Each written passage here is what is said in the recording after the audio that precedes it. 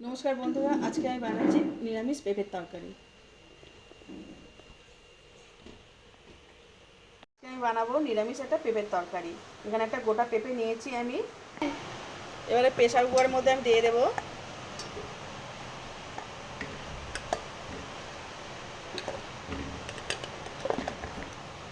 এর মধ্যে একটু জল দিয়ে দিচ্ছি, ঢাকনা লাগিয়ে নিচ্ছি। গ্যাস জ্বালিয়ে গ্যাসে বসিয়ে দিলাম। আলু আর পেঁপে সিদ্ধ করে নিয়েছি। কড়াইতে তেল গরম হয়ে গেছে, কালো জিরে দিচ্ছি, চেরা কাঁচা লঙ্কা দিলাম, সেদ্ধ পেঁপেটা দিয়ে দিচ্ছি।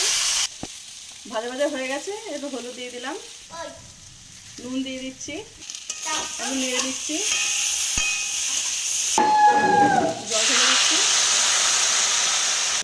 সামান্য মিষ্টি দিয়ে দিচ্ছি। আমাদের তরকারি হয়ে গেছে, এবার আমি নামিয়ে নেব।